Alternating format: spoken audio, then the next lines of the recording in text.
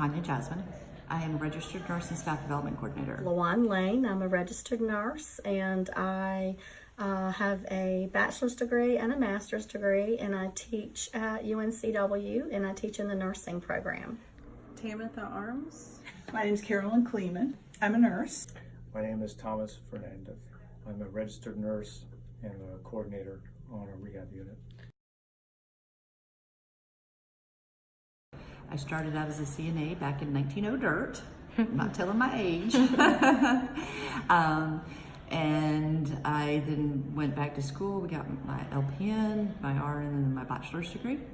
I've been a nurse for 35 years, and I started out and I got my bachelor's degree from UNC Charlotte in 1985. I graduated. I started out working in floor nursing, and then I went into critical care nursing. I worked in critical care for probably 15 years, and then I taught allied health in the high school for 3 years, and then I started teaching at an associate degree nursing program for 15 years, and I've been teaching at UNCW. This is my second year teaching at UNCW. And I have I got my master's degree in 1997 from East Carolina. I grew up knowing I wanted to be a nurse. So my journey started very young. I became a certified nursing assistant while I was still in high school. So my journey, my whole professional career and educational career has been focused on nursing. My mother really wanted me to have a career where I could be independent and flexible, be able to work anywhere, anytime. So she said, you need to be a nurse. So I thought that was a good idea. I started as a nursing assistant in a hospital and in a nursing home. Actually, I started in the kitchen of the hospital because they wouldn't give me a nursing assistant job until I had some experience. So I went to the nursing home. And then I worked as a nursing assistant all through nursing school. And then I became a nurse after I graduated. And there was a really big nursing shortage. So I got lucky, and I got to go into a trauma operating room, which was kind of unusual. But then I went to coronary care, and I stayed there for most of my career. Quickly, my journey was that I had no intention of going into the nursing field. Like a lot of men, it was more practical as far as job security goes. And through good talks with my parents, I learned that this would be a good profession for me for those purposes as being a provider in a family. I have 5 kids, been married for 34 years, and the nursing profession has more than helped me sustain my family. And my wife stayed home for 20 of those 33 years. And so my journey has been more of learning along the way. But along the way, I've learned how important this profession really is to people.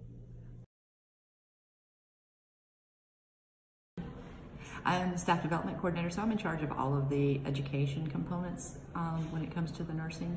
So if there's a new drug on the market, a new policy or procedure, infection control that needs to be rolled out, that's my job. So what I do is I make sure that our patients stay safe. Now I am a nursing instructor, so I am teaching the fundamentals courses to the new nurses that come in every semester, and I help them go in the classroom, learn what they need to know, go and take care of patients, and then in the lab and in the clinical setting, we teach them the beginning ways to start communicating with patients and learning to assess patients and to learn to care for them. So I teach the fundamentals course. Nursing is actually at the center with the patient because nursing is actually the only healthcare professional who speaks all languages of all other disciplines. And a lot of times nursing is the one who interprets the medical language for the patient and the family. So the contribution of nursing, I think, is self-stated. Well, you know, nurses, we think the world centers around us, so we're kind of the organizers of care in hospital. I've done a little bit of work for home care, but most of my work has been in hospital. Okay. I have to say that's one of the things way back when, 30 plus years ago, that's pretty much what nursing school focused on, was work in a hospital. But nurses are really the super coordinators of care and the providers of care. So I think physicians value us as an important teammate, team member, and of course we spend the most time with the patient, so we know a lot of the ins and outs of each individual patient. Teamwork is always a fundamental block to providing great patient care. So you have to learn how to work with other nurses, other nursing assistants. Everybody's different. So you learn people's strengths and weaknesses along the way. And you have to be willing to give, and you have to be willing to ask for help if you're going to succeed as being a nurse. It means a lot of patience and giving a lot of people room to be themselves. And so teamwork is essential. Easier. If it wasn't for my allied healthcare professionals, we wouldn't be able to do our job. The bottom line is they're a very, very important part of the healthcare team. In fact, we're getting ready to start where our allied healthcare professionals, such as CNAs, take lead roles in our care planning, because they spend the majority of the time with our patients. Whereas the nurses are doing the charting and that kind of thing. We may have 54 patients where our CNA may have 12, 15, so they get to spend a little bit more time with our patients than the nurse actually does. So they're our eyes and ears and the heart and soul of any building or any facility, any hospital. The CNAs are like our skeleton. It helped me a lot because when I first started working, we were using licensed practical nurses on the floor. We were also using CNAs frequently. So as the registered nurse, I was in charge of patient care, but I had to delegate to licensed practical nurses and the CNAs in my care that were taking care of the patients with me. And so we worked very well together, and I could not have done it without them. They are essential healthcare personnel in a hospital, and we have different jobs, but we all are there for the same reason, to take care of the patient. So some of those people can make your world go round. So I always used to say the unit secretary was like the most important person.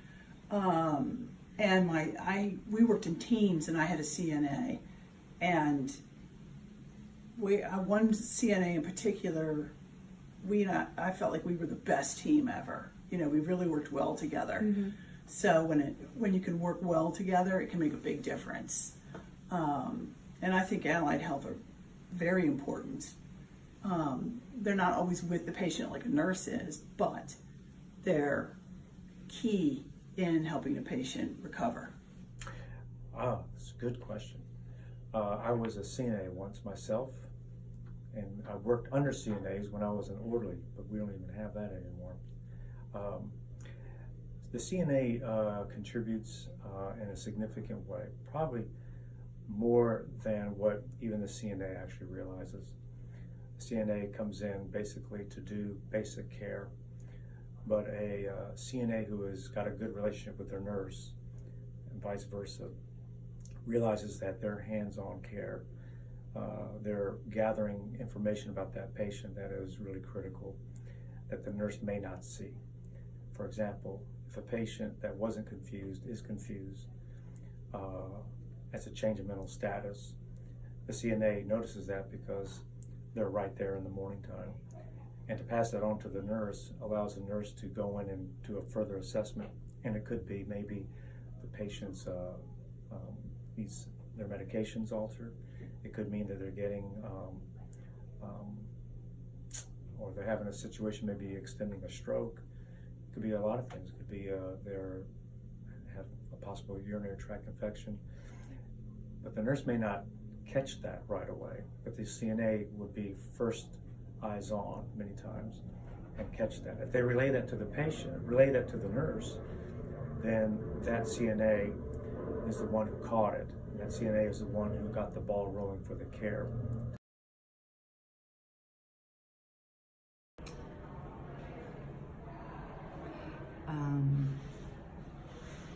To me, it's about the love of the job, the love of the patient, being humanitarian. For me, to be a nurse, it's everything I've ever wanted to be. It is, I can help people. I have the knowledge to give people to help themselves. And I think it's one of the most trusted professionals. Every year, research shows that we're one of the most trusted professionals in the nation. And nursing has come a long way. Nursing has been good to me. One of the things that I get to do is I can change. If I get tired of doing something in a certain area, there's plenty of other areas for me to go. Since I've worked home health, I've worked in the hospital, I've taught in high school, so I've been able to change and do different things in nursing. There's lots of things that anybody can do in nursing, so it's a wonderful job to have. The profession of nursing, to me, outside of my family, it's my life. It's and it has been my life. It's been my career, and I wouldn't change it for anything.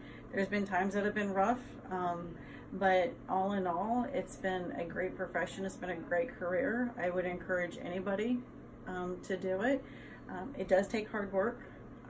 There's no doubt about that. I don't think anybody would say different. But there's a lot of different avenues that you can take that allow you to do different areas of interest, and it also allows you to kind of develop who you are as a person while caring for people and communities and all kinds of different things. I mean, you can actually get more politically active, and so I mean, there's just so many different ways that you can work within the career of nursing. It is who I am. Being a nurse means always being on call for your family, friends, and patients, it seems like. Being a nurse means caring for other people. And for me personally, it means being pretty much it means being unconditionally accepting of people and where they are and what's happened to them in their life, and just trying to do the best that you can for that person. For me, is all about the dignity of the human being. Everybody's human, and everybody deserves to have respect. And when someone comes into the hospital, one of the first things that they lose is their dignity to command and control their own lives. And when you lose that, that means you're vulnerable. And when you're vulnerable, many times you're afraid. And a nurse can come into that setting, that patient, and not only provide reassurance, but gain their trust, so that they realize that your dignity will not be taken from you, and that I'll be here with you to see you through. If it wasn't for my allied healthcare professionals, we wouldn't be able to do our job. The bottom line is they're a very, very important part of the healthcare team. In fact, we're getting ready to start where our allied healthcare professionals, such as CNAs, take lead roles in our care planning, because they spend the majority of the time with our patients. Whereas the nurses are doing the charting and that kind of thing. We may have 54 patients where our CNA may have 12, 15, so they get to spend a little bit more time with our patients than the nurse actually does. So they're our eyes and ears and the heart and soul of any building or any facility, any hospital. The CNAs are like our skeleton. They helped me a lot because when I first started working, we were using licensed practical nurses on the floor. We were also using CNAs frequently. So as the registered nurse, I was in charge of patient care, but I had to delegate to licensed practical nurses and the CNAs in my care that were taking care of the patients with me. And so they were we worked very well together, and I could not have done it without them. They are essential healthcare personnel in a hospital, and we have different jobs, but we all are there for the same reason, to take care of the patient. So some of those people can make your world go round. So I always used to say the unit secretary was like the most important person.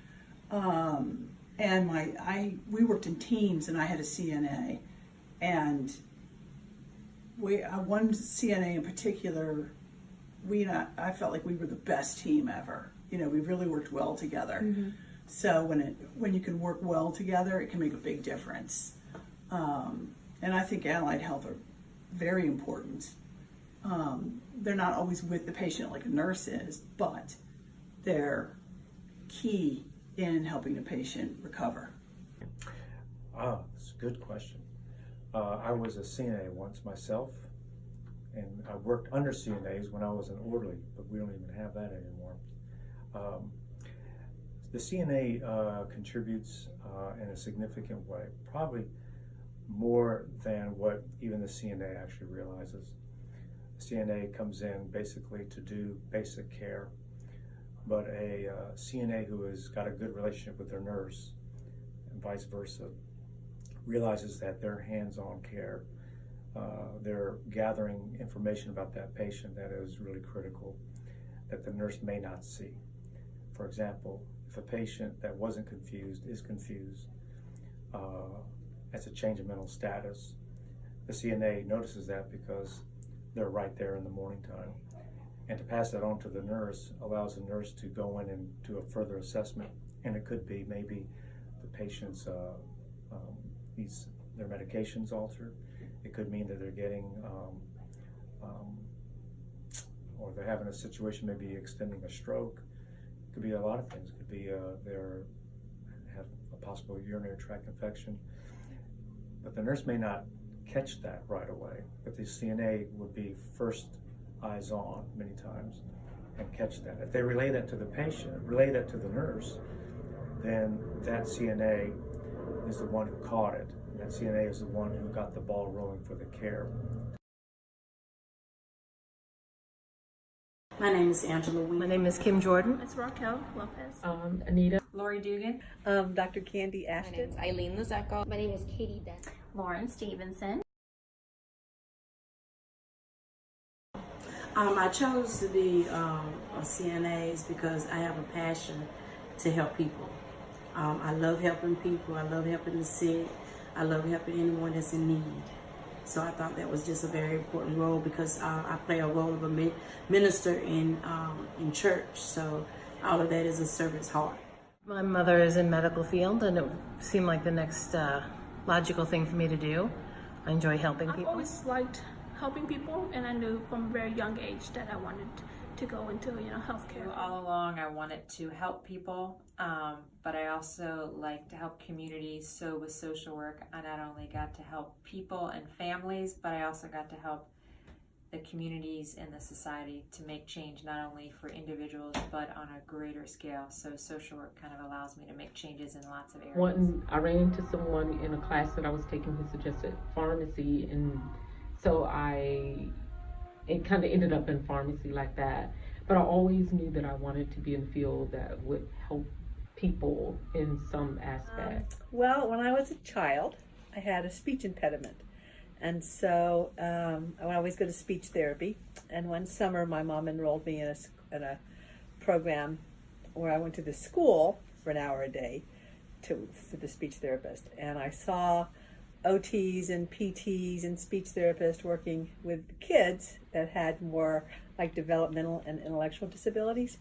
And I thought, hey, that's what I'd like to do. But I didn't want to do speech therapy because I thought it was pretty boring. So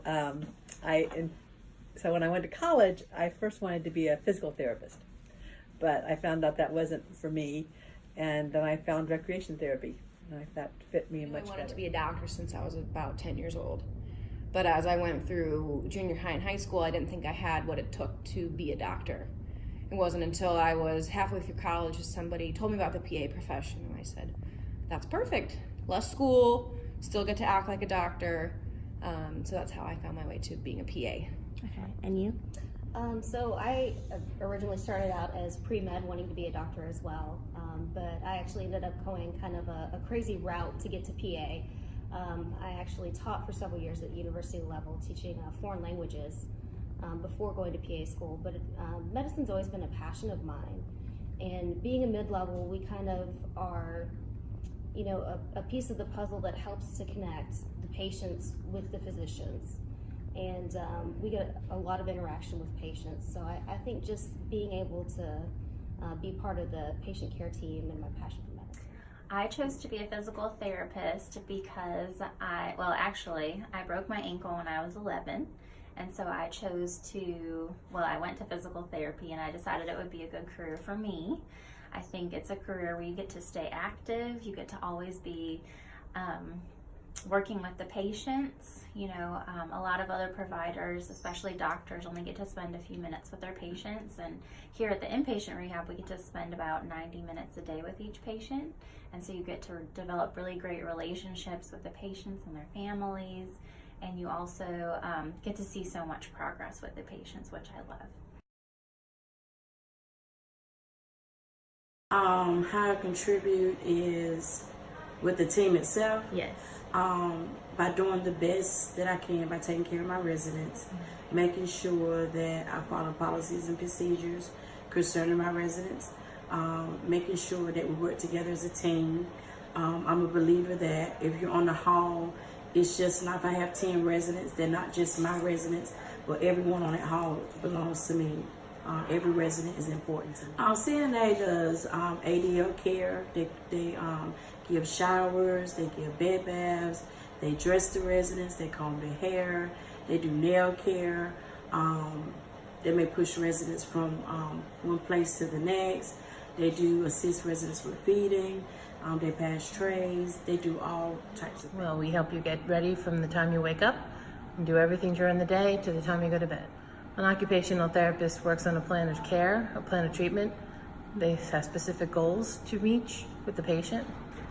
And with those goals that you elicit various techniques to help them use their muscles, use their brain to get the goals met. We try to get the patient to be as independent as possible, and we do that by helping each other help the patient. I've always worked in a hospital pharmacy, and most of the care that I have provided has been working along doctors and nurses and other healthcare professionals, whether it is dietitians, as we kind of get together to decide on what's good for a patient. So what my role is actually looking at a patient's medication list and deciding whether or not a particular drug is good for this patient, or do we need to switch it to something else? Is it interacting with it, with something that they're already on, or is there some other disease that's coming into play? So maybe we can do something different with it. And that even includes monitoring that goes on along with the medication. So as opposed to what people typically think, that pharmacists do a lot of dispensing and hands-on with drugs, I don't really do hands-on with drugs. That's more pharm tech. Right, most of our technicians do that. What I do is more providing information to make sure that what we're actually giving a patient is in the best interest of that patient. I was a part of an interdisciplinary team and we would meet daily, so my job was to give as much information to create the whole picture for the individual they were talking about. So I got to bring in a lot of the social emotional things they were struggling with and really advocate for their needs. Well, what we do, let me give you an example.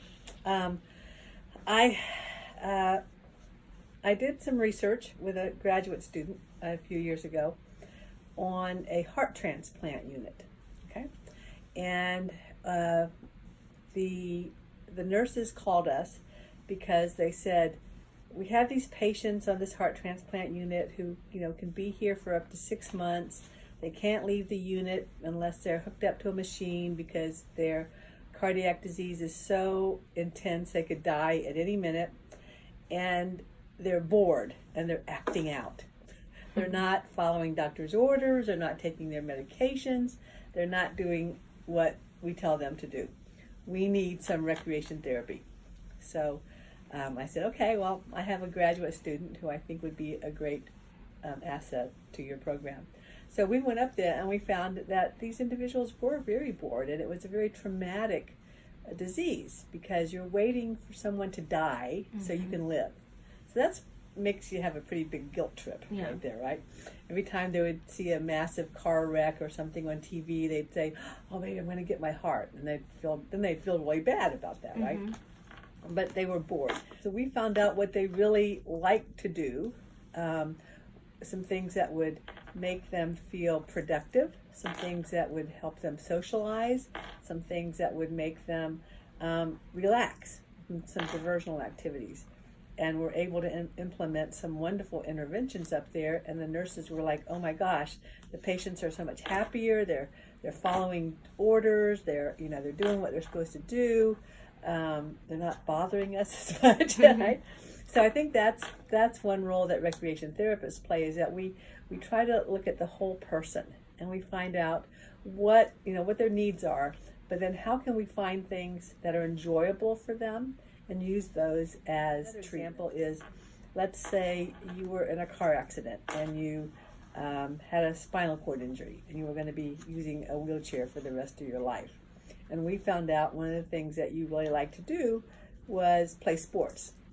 And so we would use maybe wheelchair basketball to help you get that upper body strength to be able to move that wheelchair around, because that takes a lot of strength.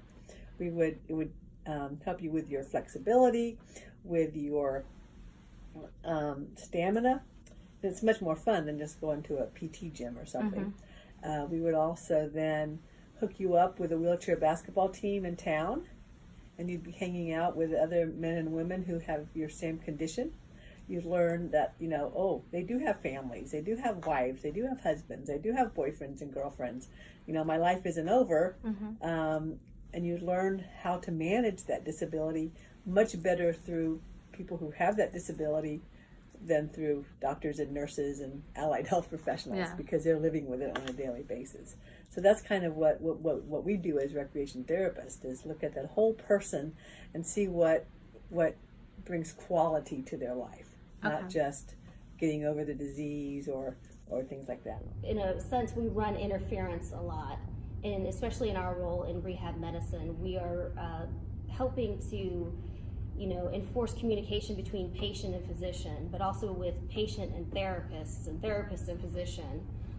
So that's primarily our role. We are the advocate for the patient, no matter what, across the board. We look out for the patient in their best interests.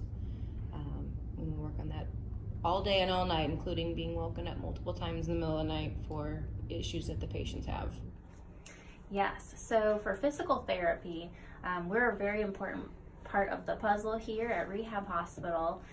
The main things that we work on are getting people to be able to walk again, making sure they can get in and out of bed again. Can they do the stairs to get in and out of their house? Can they get into the car to go home from the hospital?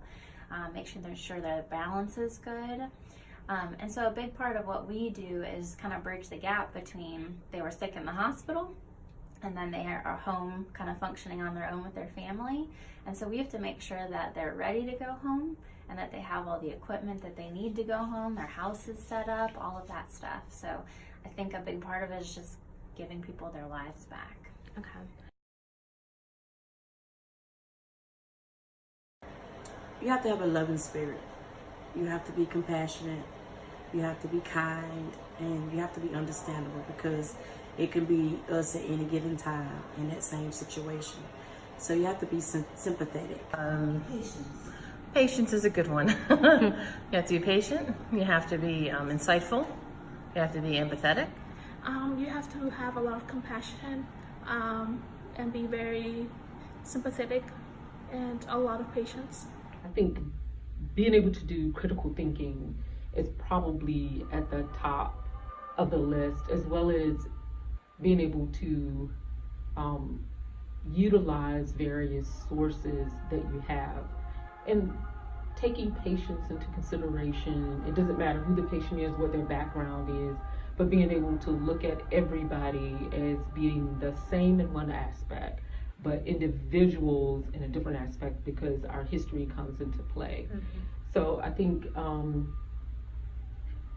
being honest about what you're doing and having a passion for what you're doing will allow you to do the best for a patient. My number one thing that I tell students is empathy.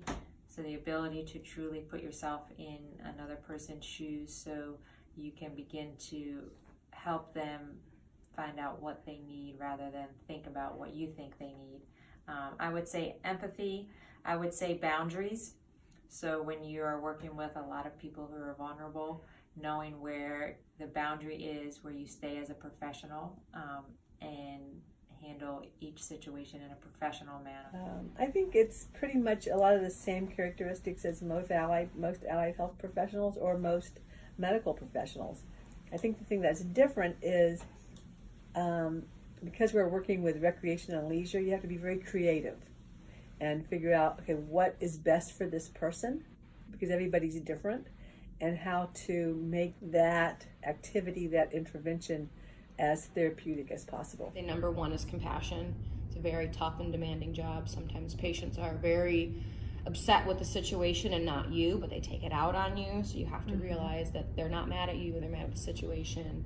You have to be loving and caring and really have that nurturing personality. Definitely, like she said, compassion, but also empathy, because you are your patient's best advocate. So sometimes when they don't have a voice, you need to be their voice for them. Also just, hard work and being dedicated and detail oriented, because you are taking care of this patient's many complex medical concerns and conditions. I think it's very important for people to have kind of that compassionate personality, for them to be positive and encouraging to the patients, need to be a good communicator. I think it's really important to be able to be flexible, because in healthcare you have to change your plan all the time. Very important to be good with kind of organization and time management to make sure that you're taking care of everything that the patient needs. I've worked in hospitals, I've worked in assisted living, I've worked in skilled nursing, but skilled nursing is my long term. I've been with skilled nursing about 22 years, and I love them all. The hospital, assisted living, I love it all. 3. And those are? Short-term, long-term, and acute. As a social worker, I've worked in a residential facility for children who've been abused or neglected, and I've worked in an inpatient psychiatric hospital for adults and adolescents. I've worked in long-term care, I've worked in outpatient behavioral health, I've worked in infant stimulation, and I've worked in, those are the primary ones. I was a CNA between college and trying to get into PA school, because I didn't get any interviews straight out of college for PA school. So I worked as a CNA in a memory care facility in a nursing home. And then my first job was in cardiology, and I practiced mostly in the outpatient setting, but then we did see our inpatients and rounded them in the hospital. And now this is an inpatient rehab hospital that I've been at for 2.5 years. Prior to PA school, I worked as a medical assistant in an inpatient wound care clinic. And this is my first position out of PA school. So this was actually my first job when I got out of school. So I worked in New Hanover's inpatient rehab for 12.5 years. But I did clinicals, like internships. I did 5 of those, and so those were in outpatient clinics. They were in a school system. I got to work in a main hospital setting, and I've also done a little bit of work on the side in skilled nursing facilities too, kind of all over the place. To me, being a CNA is it's the greatest part of my career. I have my bachelor's in business administration. I have my bachelor's in criminal justice. I'm going through the AIT program. I have CNA 1s and 2s. I'm a phlebotomist, activities director. I have a lot under my belt, but I always seem to migrate back to the CNA. back to the residents, back to the patient, because I've had things in my life, different surgeries and things, and to be laying there and need someone to hit the call light and need someone to come, that's a feeling that no one will want to ever feel. So when you're on the other side of it, you look at it differently. And I love, like I said, I love patients, I love clients, I love residents, I just love people. And I don't care what I do in my lifespan, CNA will always be a part of me. It's part of serving. It means that I'm doing something I enjoy doing. I'm getting rewards from helping people do things that they want to be able to do. I learned a lot about myself too. I learned that I could be selfless in a whole different way, and to put, people who have much less than I do in front of me. Let's see. To be a pharmacist, I think just means that I'm in a different aspect of patient care. We're using something totally different to take care of a patient. So, and I'm a big part of that, because what we do with healthcare, much of it, whether it's taking care of blood pressure or diabetes, is actually utilizing drugs. So, to be a part of that, it just means that I'm at the forefront of making sure that I can provide the best care for a patient. To be a social worker means that you are always seeking to improve not only the lives of people around you, but also the society you're in, the community you're in, and constantly looking at all different aspects of an individual, not just one, and trying to improve and help them empower and advocate for themselves. It means being able to provide, to help individuals increase their quality of life, to increase their enjoyment in life, to give them things to do that they feel make their life worthwhile. Being a PA means everything to me. It's truly a dream come true to come to work every day. Since I was 10 years old, I wanted to care for people and be in that kind of doctor role. I never have a day that I regret coming into work. Sometimes I don't like to get out of bed so early, but I never dislike being at work. And so it's just, we work as such a team with our therapist and our nurse and our case manager and our doctor, and it's truly everything to me. To me, being a PA is primarily, like I said before, you're your patient's advocate, you're your patient's voice, but it also means being a team member and a team player. And the environment we're very fortunate that we work in is a very encouraging and positive place. I think for me, it's being able to help people. Being able to, they've gone through something big, or they've had an injury or an accident or whatever it is, and you get to be there with them kind of every step of the way, encouraging them to try to get their life back to as best that it possibly could be. And so I think that's really special. I think with Allied Health here at the rehab hospital, we have physical therapy, occupational therapy, speech therapy, and recreational therapy. And then we have CNAs, which are an awesome, huge part of our team. We have case managers, and they're the ones who plan everybody's discharge. We have social workers who do a lot of, they do discharge planning, but also some of the counseling aspects as well. And then we have counselors here too. And so it takes that whole team in order to make sure that the patient gets what they need to be the best off that they can.